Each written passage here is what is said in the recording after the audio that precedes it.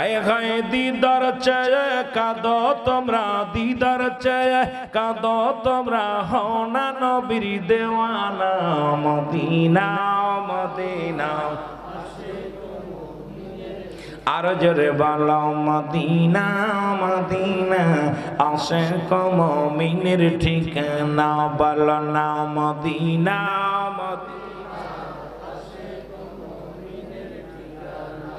নবীর প্রিয় সাহাবী হযরত আবু বকর সিদ্দিকী বলেন, নবীর প্রিয় সাহাবী আবু বকর সিদ্দিকী ওরে ভালোবেসে শুইল পাশে, ভালোবেসে যাইয়া সে তাই দেখো না মদিনা।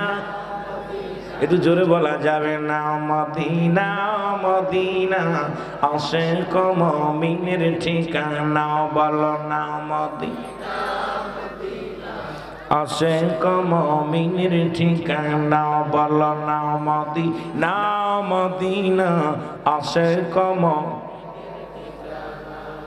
এই কালো হাফসি বেলাল ভালোবাসলো ওই নবীকে। এরে কালো হাফসি বেলাল ভালোবাসলো ওই নবীকে। ওরে ইসলামের প্রথম মুজিন বানাইলেন রব্বানা মদিনা।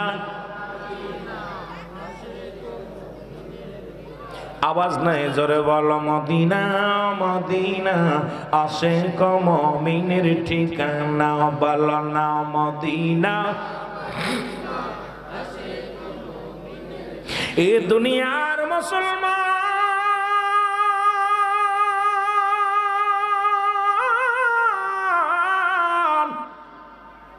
আল্লামা মুফতি আমজাদ আলী সাহেব একটা কিতাব লিখলো গো, কিতাবের নাম বাহারে শরিয়াত।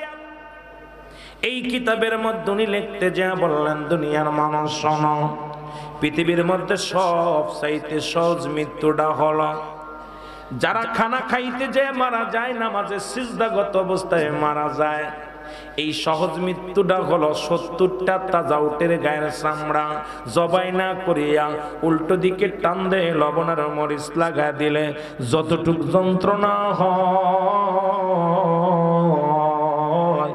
এর চাইতে 70 গুণ যন্ত্রণা হলো একটা সাধারণ মৃত্যু। এখন আমরা মরণকালে যারা পায়খানা করে দিই গো,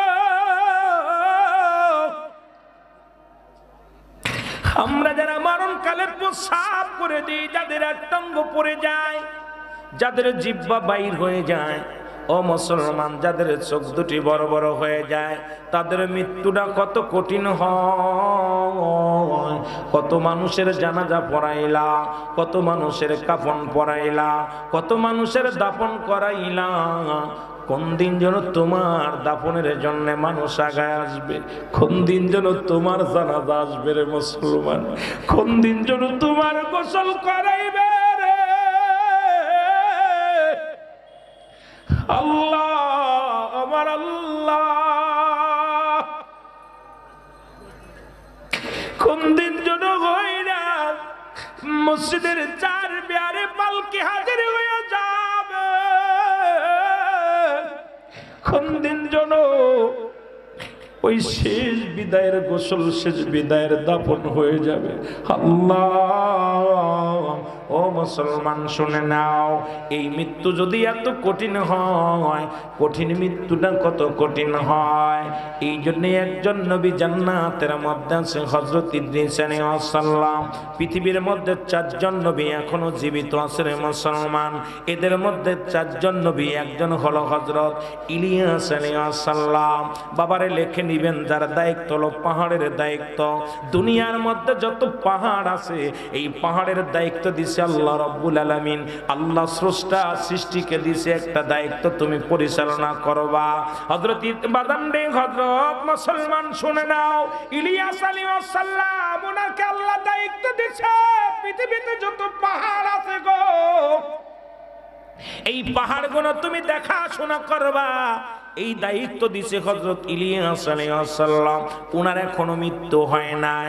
আরেকজন শুনেলেন বাবা, শুনেলেন, পানির দায়িত্ব দিছে হযরত খিজির আলাইহিস সালাম। পৃথিবীতে যত 4 জন ব্যক্তি জীবিত আছে, কোন কোন কিতাবের মধ্যে আছে 5 জন। এই মুসলমান শুনে নাও, এই মরণের ওয়াজ করতে যায় হঠাৎ করে চলে আসলো তাদের নামগুলো। এই মুসলমান আরেকজনের নাম হলো হযরত জাকারিয়া।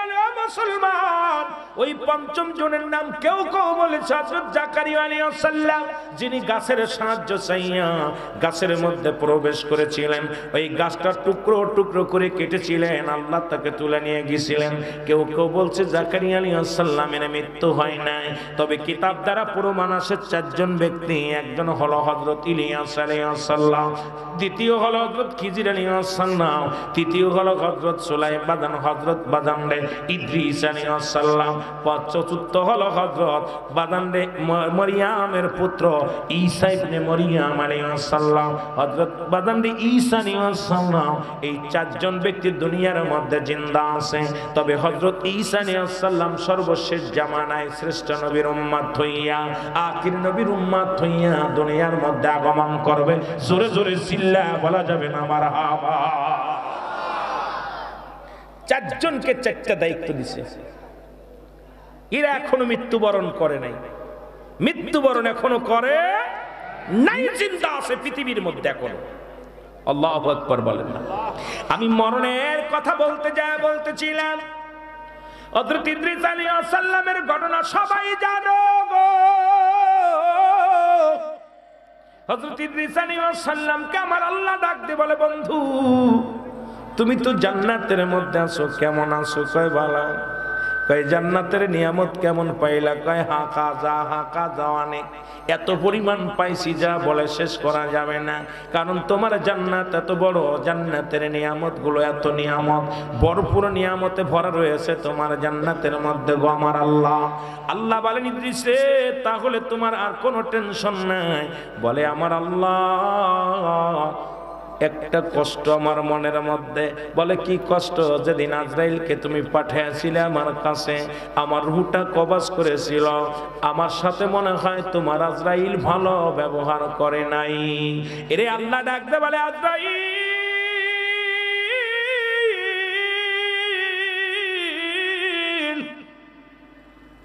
যাও, দৌড়ে যাও, হযরত ইদ্রিস আলাইহিস সালামের কাছে যাও। হযরত ইদ্রিস আলাইহিস সালামের কাছে আগমন করলেন। ইদ্রিস আলাইহিস সালাম আজরাইলকে দেখে বলে, আজরাইল শোনো, তুমি আমার কাছে আইছো, আমি জানতে চাই আমার মৃত্যুটা কেমন হয়েছিল।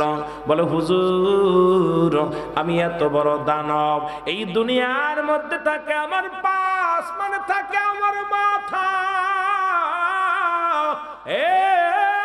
আল্লাহর নবী, সারা পৃথিবীর পানিও যদি আমার মাথায় ঢেলে দেওয়া হয়, একটু পানি জমিনের মধ্যে পড়বে না। ও আমার দাদু ভাইরা, শুনে নাও, এত বড় দানব আমি পৃথিবীর মধ্যে সবার রূহ কবজ করার জন্য জমিনে আগমন করি না। একমাত্র আল্লাহর মাহবুব বান্দা যারা, ইমানদারের জানটা বাহির করার জন্য জমিনের মধ্যে আসি, ইমানদারের রূহটা কবজের জন্য আমি জমিনের মধ্যে আসি, অন্য কারো রূহটা কবজ করার জন্য জমিনের মধ্যে আসি না। যখন আমি আকাশ থেকে একটা ধমক দিই, যখন একটা হুঙ্কার মারি গো, ওই রূহটা বাইরের জন্য তার কলিজাটা ফেটে যায় রে।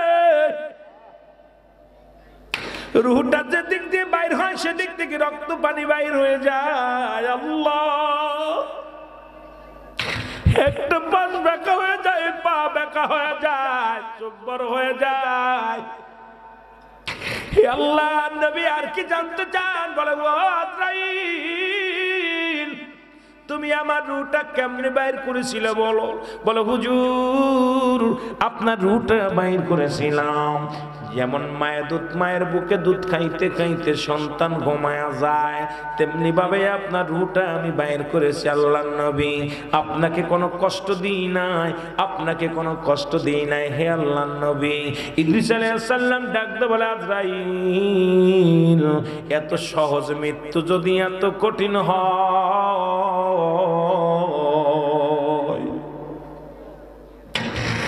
এত সহজ মৃত্যু যদি এত কঠিন হয়,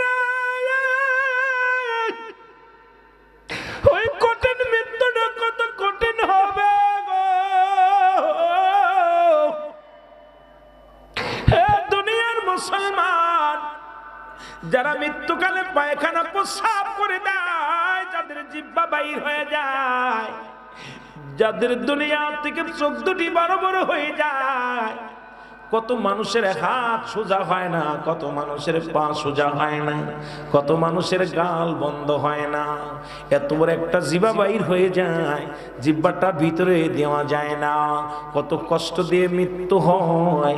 এই মৃত্যু পথের যাত্রী আমরা সবারই যেতে হবে, মরণের পেয়ালা পান করতে হবে, মরণ একদিন আসবে, এর মধ্যে কোনো সন্দেহ নাই।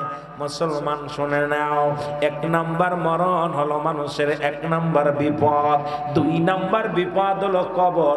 জোরে জোরে চিল্লায়া বলা যাবে না আল্লাহু আকবার। তবে ইমানদারের রূহটা বাইর করার জন্য আজরাইল যখন আসবে, সালাম দিবে, আসসালামু আলাইকুম। এই আলমগীর হোসেন সাহেব শোনো, আমি আজরাইল, আপনার জানটা রূহটা বাইর করার জন্য আমি জগতের মধ্যে আগমন করেছি। আলমগীর হোসেন বলবে, আজরাইল দাঁড়াও। বলবে, কোন জায়গা দিয়ে যাবো? আজরাইল রে শোনো। বলে, আজরাইল বলবে, আমি হাত দিয়ে যাবো। হাত বলবে না, এই হাতে সারা জীবন আমি দান করেছি, মসজিদের জন্য দান করেছি, মাদ্রাসার জন্য দান করেছি, এতিম অসহায় মানুষের দান করেছি, হাত দিয়ে কত জান্নাতের বাগানে দান করেছি, আমার এই হাত দিয়ে তোমার ঢুকতে দিতে পারি না। আজরাইল চলে যাবে পায়ের কাছে, পা বলবে, আজরাইল দাঁড়াও, আমারে পা দিয়ে কোনোদিন গুনোই যাত্রা দেখতে যাই নাই, এই পা দিয়ে আমি সিনেমার হলে যাই নাই, এই পা দিয়ে যখন মসজিদে আজান হতো দৌড়াইয়া গেছি মসজিদে, যখন কোনো মানুষ অসহায় হতো দৌড়াইয়া গেছি সাহায্যের জন্যে, কোথাও আল্লাহর দিনের জান্নাত হলে আমি পাগল ঘুমাই না, দৌড়াইয়া চলে গেছি সেই জান্নাতের বাগানে। আজকে এই পা দিয়ে তোমার ঢুকতে দিতে পারি না। আজরাইল চলে যাবে মাথার কাছে, মাথা বলবে, আজরাইল দাঁড়াও, এই মাথা দিয়ে আমি আমার মাওলারে সিজদা করেছি, দুনিয়ার কোন চন্দ্র সূর্য করব সিজদা করি নাই, দুনিয়ার কোন দেবতার পায়ে সিজদা করি নাই। যখন শুনেছি আমার আল্লাহ এক, তার এই সিজদা করা লাগবে। আমি শুনেছি আল্লাহ বলেছেন, কুল হুয়াল্লাহু আহাদ আল্লাহুস সামাদ লাম ইয়ালিদ ওয়া লাম ইউলাদ ওয়া লাম ইয়াকুল লাহু কুফুয়ান আহাদ। জোরে জোরে চিল্লায়া বলা যাবে না আল্লাহু আকবার। আল্লাহ ডাকতে বলে, হাবিব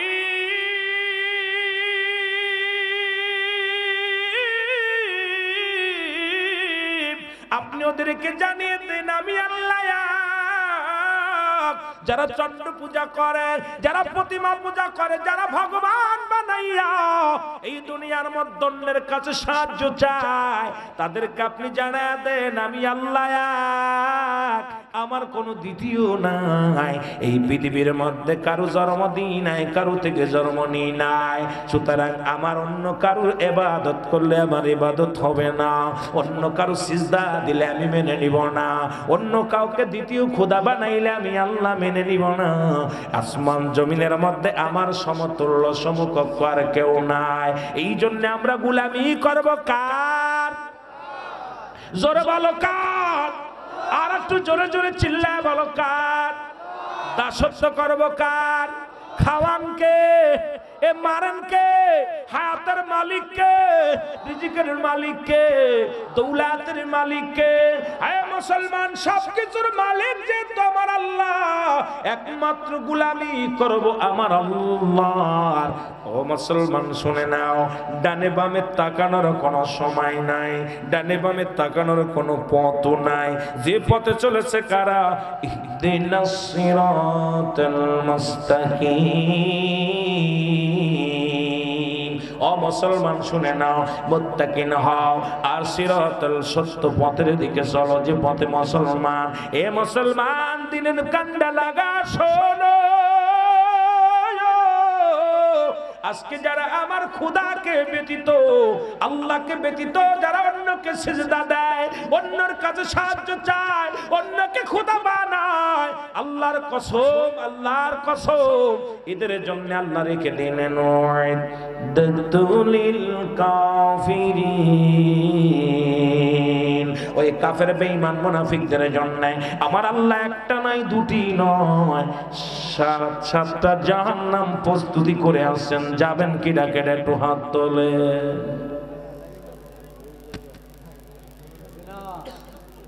এত বেল ধরে ওয়াজ শুই না জাহান্নামে যাইতে চাই। কোথায় যেতে চায়? কোথায় যেতে চায়? জোরে বলেন না, কোথায় যেতে চায়? জোরে আওয়াজ দিয়ে বলেন না। আল্লাহ বলেন বিসমিল্লাহির রাহমানির রাহিম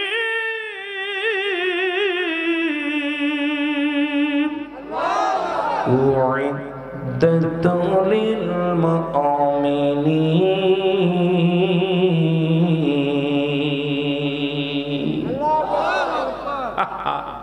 জেনে জাতি চাইছেন সেখানের ওয়াজ করতেছে আল্লাহ। আল্লাহ বলতেছে ইমানদার মুমিনের জন্য মুত্তাকিনদের জন্য প্রস্তুতি আছে 8টা জান্নাত। কয়টা জান্নাত? কোথায় যেতে চান? এই জোরে বলেন কোথায়? এই কোন এলাকায় নিয়ে আসলেন আমারে? জান্নাতে যেতে চাইলেন একটু আগে, আমি এখন দলিল দিয়ে দিলাম। আল্লাহ বলল ইমানদার মুমিনদের জন্য 8টা জান্নাত প্রস্তুতি করা রয়েছে। তাহলে আপনি একটু আগে হাত উঠাইলেন 2-4 জন, চুপ করে থাকলেন। জান্নাতে যেতে চাইলেন, শুভ সংবাদটা দিয়ে দিলাম। এখন জোরে সুবহানাল্লাহ করার দরকার আছে না? একটু জোরে বলেন আলহামদুলিল্লাহ। আপনারা বসেছেন কোথায়? কোথায়? রিয়াজুল জান্নাহ, বেহেশতের বাগান। আর এই বাগানে বইসি জান্নাতের আশায়। জাহান্নামে যেতে চাই? জোরে বলেন চাই না? মহব্বত দুরূদ শরীফ পড়েন আল্লাহুম্মা।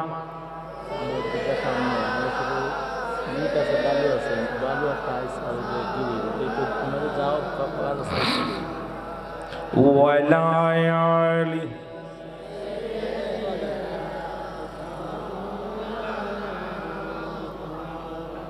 তুমি আসবে কবে দেখা দিতে এই গোলামের ঘরে গো নবীজি?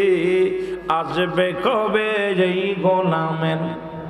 হায়াতি খায়রুল লাকুম মামায়াতি খায়রুল লাকুম। ওরে আসবে কবে দেখা দিতে এই গোলামের ঘরে গো নবীজি? আসবে কবে এই গোলাম? ও নবী ও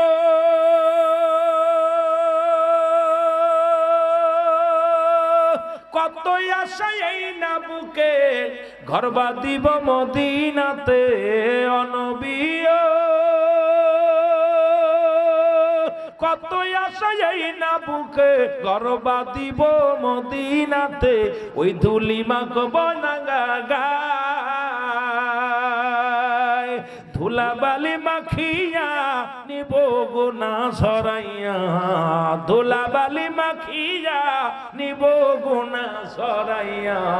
ও গো নবীজি আসবে কবে এই গোলামের ঘরে? তুমি আসবে কবে দেখা দিতে এই গোলামের?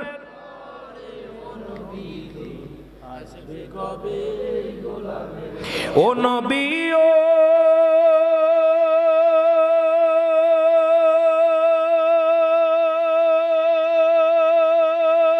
আপনার প্রেমে মজিয়া যেতে চাই মদিনা। আপনার প্রেমে মজিয়া যেতে চাই মদিনা। একবার দেখা দাও না, একবার পর্দা উঠাইয়া। একবার দিদার দাও গো নবী পর্দা উঠাইয়া। ওর মনের যত যন্ত্রণা যাবে আমার সুলিয়া। মনের যত যন্ত্রণা একবার তুমি দাও না দেখায় আসিয়া। ও নবী গো একবার তুমি দাও না দেখায় আসিয়া। তুমি আসবে কবে দেখা দিতে এই গোলামের ঘরে গো নবীজি? আসবে কবে এই গোলামের ঘরে? তুমি আসবে কবে দেখা দিতে এই গোলামের ঘরে গো নবীজি? আসবে কবে এই গোলাম? ও নবী ও মন যে বাধা মানে না, যাইতে চাই গো মদিনা। বল মন যে বাধা মানে না, যাইতে চাই গো মদিনা একবার দেন গাও দিদার আসিয়া আরে একবার দেন গো দিদার গো নবীজি আসবে কবে এই গোলামের ঘরে আসবে কবে দেখা দিতে এই গোলামের ঘরে গো নবীজি আসবে কবে এই